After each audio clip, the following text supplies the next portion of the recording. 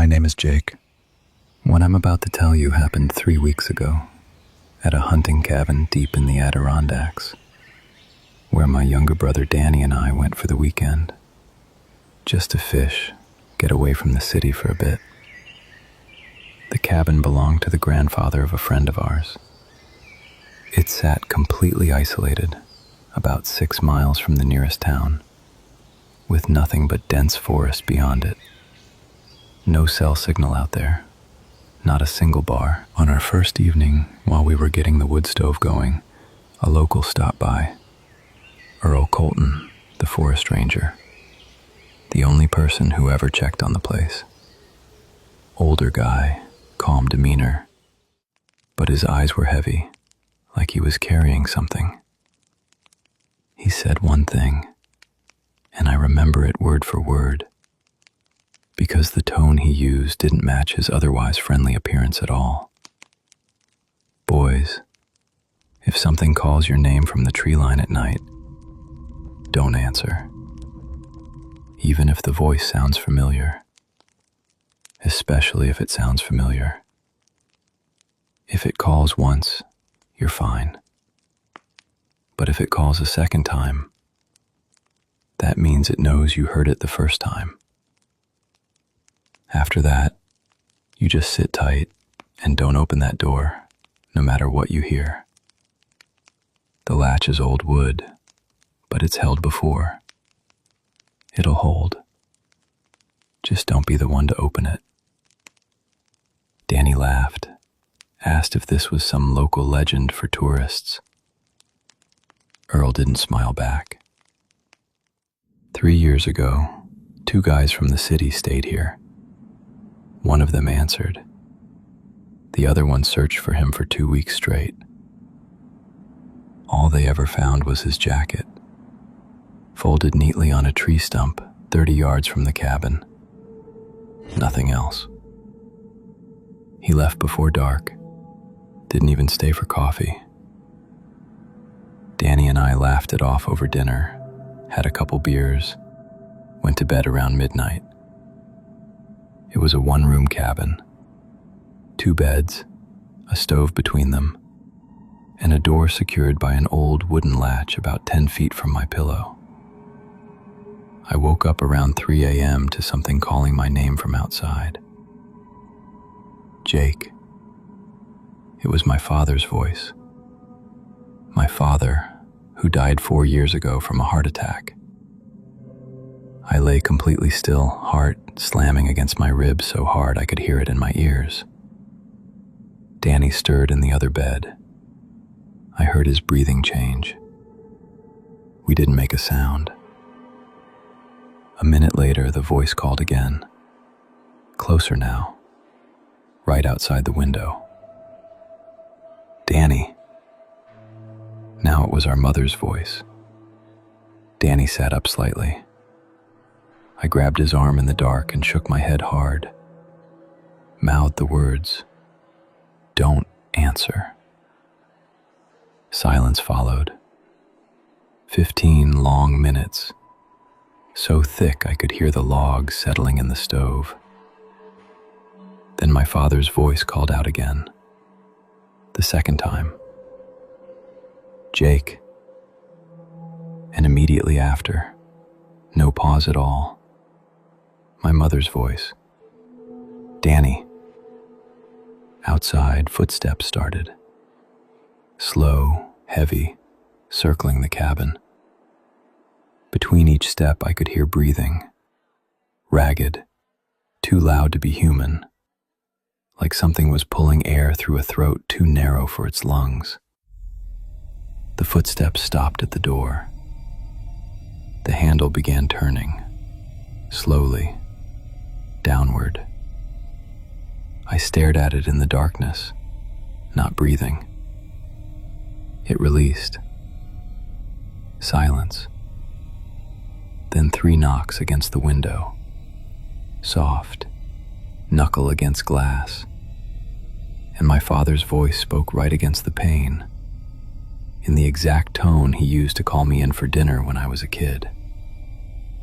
"Son, let me in. It's cold out here." Danny started crying silently beside me, hand pressed over his mouth. I held his shoulder as tight as I could. The voice at the window shifted to our mother, then back to our father, then both at once, like two throats speaking from a single mouth. They called our names back and forth, then together, then started using nicknames we hadn't heard since we were 5 years old. Things no stranger could possibly know. I kept my eyes locked on that latch the entire time. Old, swollen wood. Earl said it had always held. The voices suddenly stopped. In the silence that followed, so complete I could hear my own pulse, a new sound emerged. Not footsteps, not a voice. A floorboard creaked. Inside the cabin, behind me. I didn't have time to turn around. Danny sucked in a sharp breath beside me, and that breath cut off mid-inhale, like something had clamped over his mouth. The latch on the door, which I had never once taken my eyes off, was still in place, untouched, exactly as closed as it had been at midnight.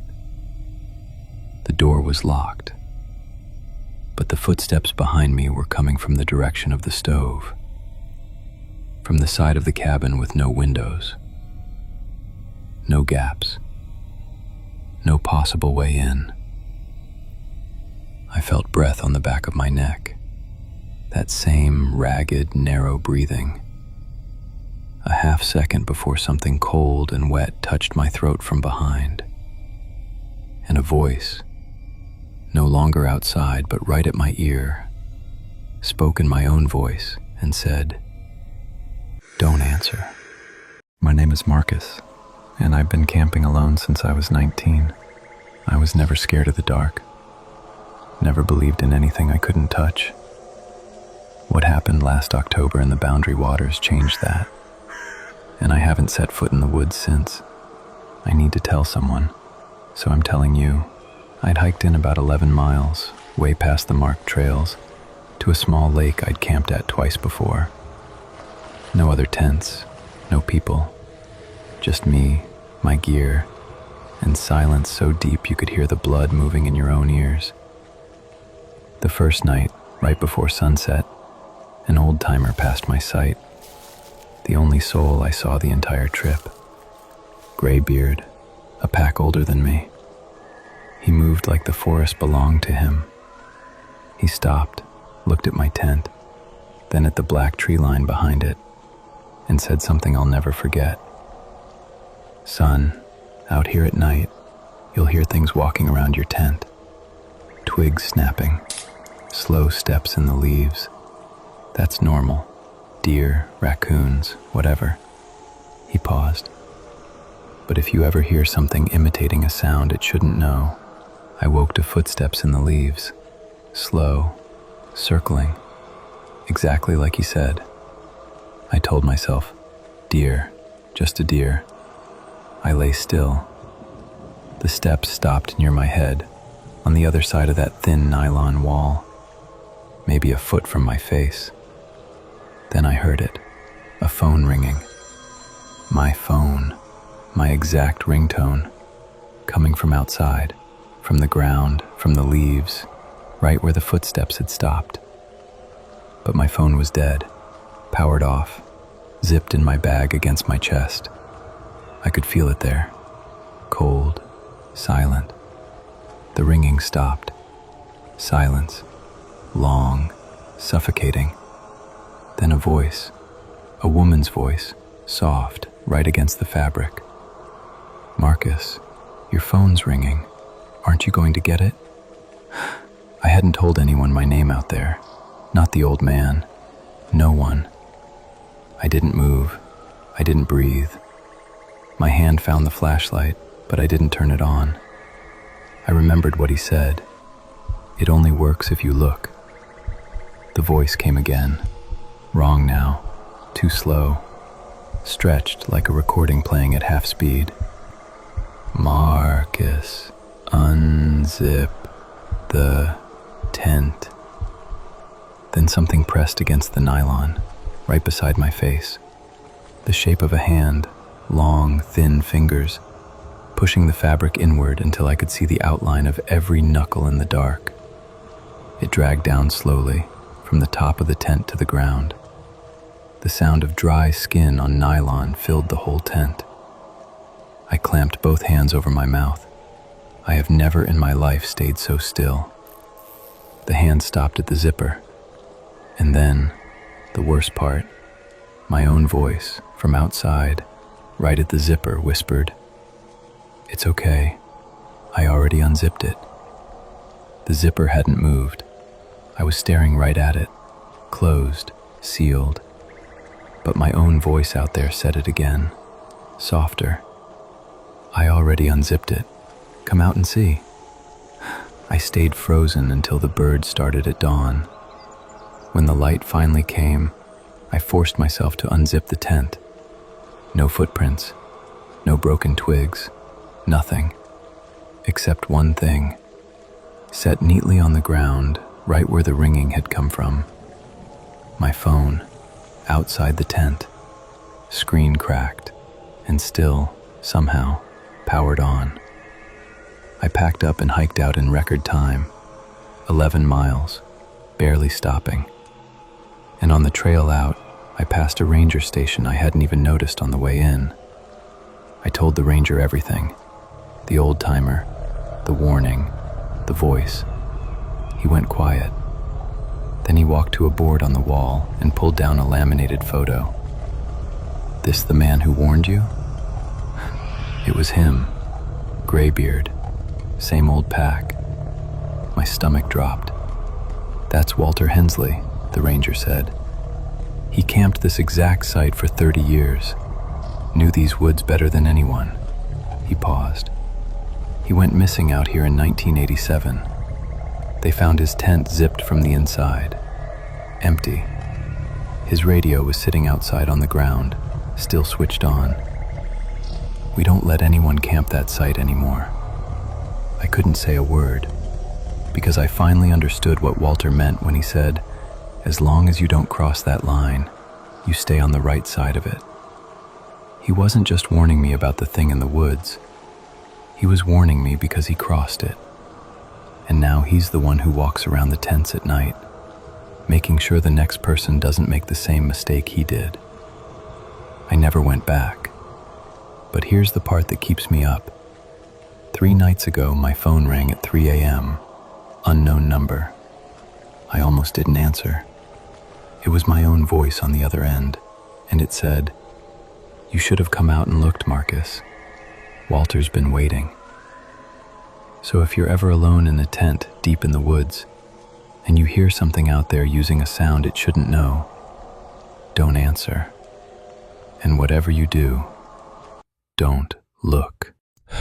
Working the night shift at a remote gas station isn't supposed to be terrifying.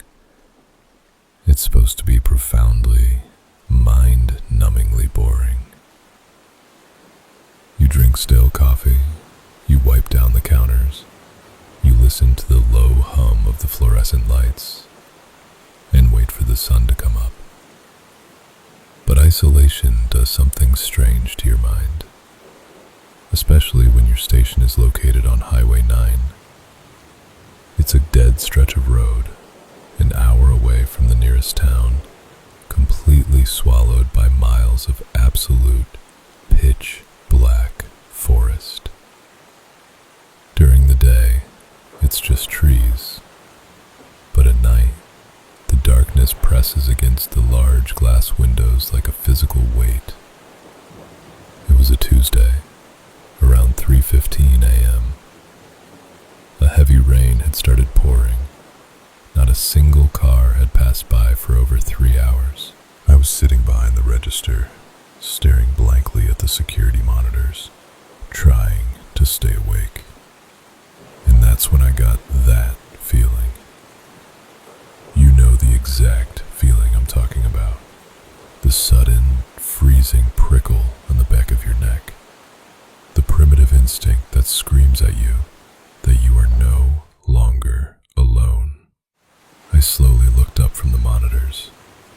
stared out the massive glass doors into the rain-soaked parking lot. At first, I didn't see anything at all, just the rain hitting the empty concrete.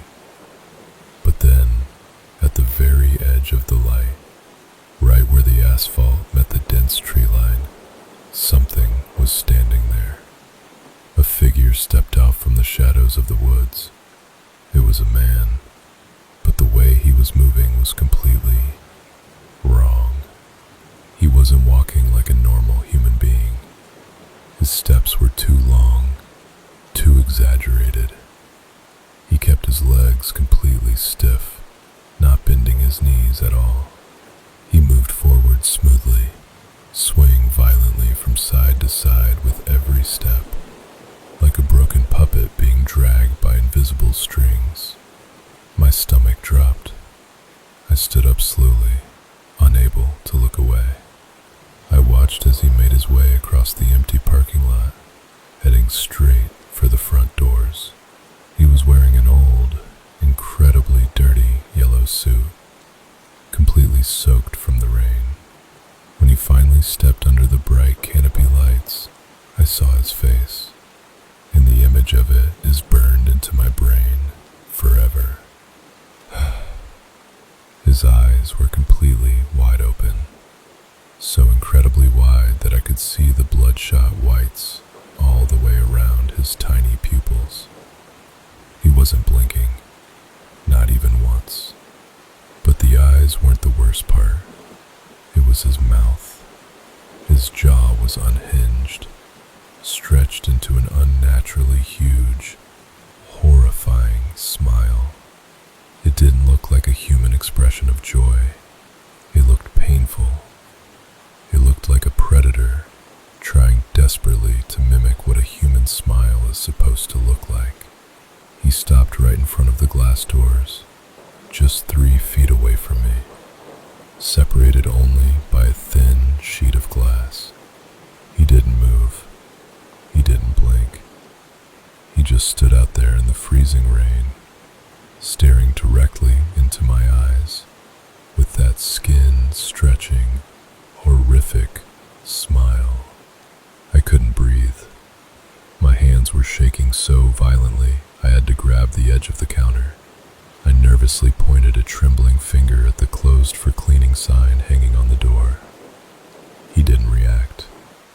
A full, agonizing minute passed in absolute dead silence. Then, very slowly, the smiling man raised his right arm. His movements were jerky, almost robotic. He pressed his pale, freezing palm flat against the wet glass. I didn't know what to do. I slowly lowered my own hand under the register, wrapping my tight fingers around a heavy, metal flashlight. And that is exactly when the smiling man did something that made my blood run entirely cold. Still staring at me, still smiling, he slowly lowered his own hand down to his side, pretending to reach under an invisible counter, exactly like I just did. He was mocking me. He was perfectly mimicking my movements. To test it, terrified of the answer, I slowly tilted my head to the right. Instantly, the man outside snapped his neck to the right, so violently and with so much force that I swear I could hear the bone loudly crack through the thick glass. Pure, unadulterated panic took over my body. I frantically pulled my cell phone out of my pocket and dialed 911. My fingers kept slipping on the screen. Outside the glass, the smiling man reached into his empathy pocket. He pulled out an invisible phone, pressed his completely empty hand to his ear, and his smile grew even wider. It stretched so far his lips started to tear. I pressed my phone to my ear. It was ringing. 911, what is your emergency? A tired operator asked. I opened my mouth to speak, but before a single word could come out, the power went out. The heavy thud of the main breaker failing echoed through the building. The bright fluorescent lights died immediately. The humming of the refrigerators stopped. The street lamps outside completely shut off. The entire gas station and the parking lot was plunged into absolute, suffocating darkness. Someone had cut the power lines from the outside. I dropped my phone in shock. I fell to my knees, hiding behind the counter, and slammed both hands over my mouth to keep myself from screaming. The silence was deafening, just the sound of the heavy rain hitting the roof above me. And then I heard a sound that I hear every single night in my nightmares. A heavy, metallic squeaking. Someone was slowly prying the locked automatic glass doors open by hand. I curled into a tight ball on the dirty floor, shaking uncontrollably, tightly gripping the metal flashlight. Then the footsteps started, soft, dragging footsteps moving across the wet linoleum floor inside the store. Scrape, scrape, scrape. They were moving slow, deliberate. They walked past the candy aisles, past the coffee machines, and then the dragging sounds stopped. They stopped right in front of the counter where I was hiding. A sickening, horrifying smell suddenly hit my nose. It smelled like wet earth, old copper, and rotting meat. I could hear heavy, wet breathing coming from just the other side of the counter. The breathing of someone whose mouth was stretched far too wide open. I closed my eyes, praying to whatever was listening that he wouldn't look over the edge. And then, leaning slowly over the counter, in the absolute pitch black darkness, a voice whispered directly into my ear. 911. What is your emergency?